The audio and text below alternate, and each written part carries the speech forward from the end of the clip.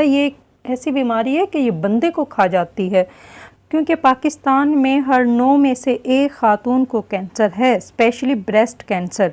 मेरी 2 सिस्टर्स को कैसे कैंसर हुआ, एक नॉर्मल इंसान जो है इस तकलीफ़ का अंदाज़ा भी नहीं कर सकता। 6 फरवरी 2022 को दूसरी बहन को भी मेरी जो है वो कैंसर डायग्नोज हुआ। कैंसर जो है उसकी जो दहशत ही बहुत ज़्यादा होती है कि ख़वातीन एक दूसरे को डराती भी हैं कि कैंसर के बाद तो तुम कोई बचना नहीं।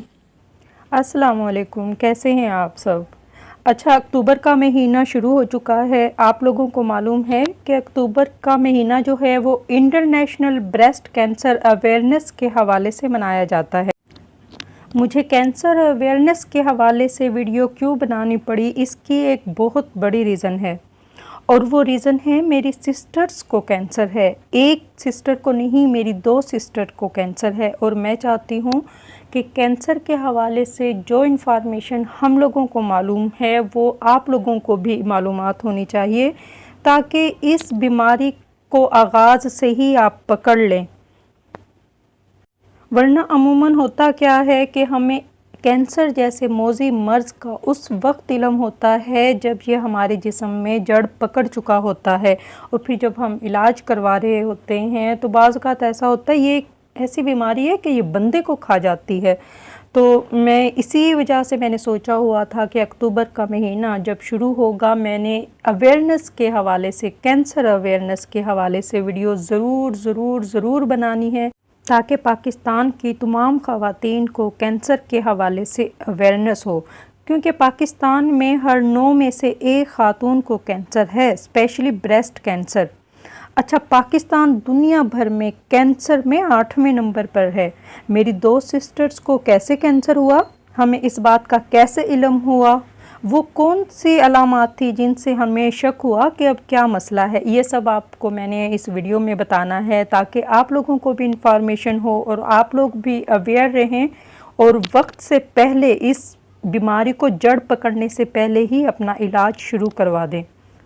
अच्छा, मैं तो कहती हूँ कि खुश नसीब हैं वो लोग जिन्हें कैंसर का पहले स्टेज पर ही इल्म हो जाता है, वरना ज़्यादातर ये होता है लोगों को तीसरे या चौथे स्टेज में जाकर कैंसर जैसी ख़तरनाक बीमारी का इल्म होता है, और पता है फिर जब तक कैंसर जो है वो अपने जिस्म में जड़ पकड़ चुका होता है और इलाज भी मुश्किल हो जाता है, जिससे मरीज़ को अलग परेशानी उठानी पड़ती है। खैर, मरीज़ के साथ तो जो होती है वो होती है, एक नॉर्मल इंसान जो है इस तकलीफ़ का अंदाज़ा भी नहीं कर सकता कि कैंसर पेशेंट पर इस बीमारी के दौरान क्या कुछ गुज़रता है, और कैंसर पेशेंट की फ़ैमिली को भी किन मुश्किलात से गुज़रना पड़ता है, वो तो एक अलग कहानी है। यहाँ पर मैं अब आपको बताऊँगी कि मेरी बहनों को किस तरह से कैंसर हुआ।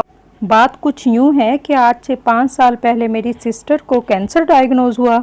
जाहिर है पूरा घर परेशान हो गया, इलाज भी शुरू हुआ, और अल्लाह का ख़ास करम ये हुआ कि कामयाब इलाज हो गया। लेकिन अब हर 6 मंथ के बाद चेकअप करवाना पड़ता था। तो फिर इसी दौरान इल्म हुआ कि अब लीवर कैंसर हो चुका है। सब घर वाले परेशान कि ये क्या हो रहा है, आखिर मुसलसल इलाज भी हम करवा रहे हैं।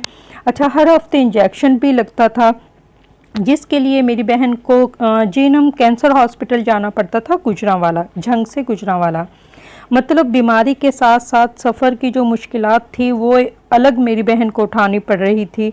लेकिन अब अल्लाह का लाख शुक्र है, बल्कि करोड़ बार अल्लाह पाक का शुक्र है कि मेरी बहन कंप्लीट ठीक हो चुकी है, और अब सिर्फ हर 6 मंथ के बाद उसे अपना चेकअप करवाना पड़ता है। अच्छा, अब आ जाते हैं हम दूसरे वाक़े की तरफ। इस दौरान 6 फरवरी 2022 को दूसरी बहन को भी मेरी जो है वो कैंसर डायग्नोज हुआ।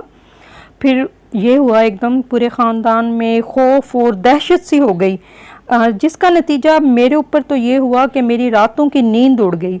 अच्छा, यहाँ पर मैं अब आपको अपने बारे में बताऊँगी। अब मैं रातों को उठ कर कभी अपनी अंडर आर्म चेक कर रही हूँ, कभी ब्रेस्ट पर हाथ लगा कर देख रही हूँ कि कहीं कोई गिल्टी तो नहीं हो गई, और सारा दिन मैं परेशान। अलग नींद तो जैसे मेरी एकदम से ना ख़त्म हो गई थी।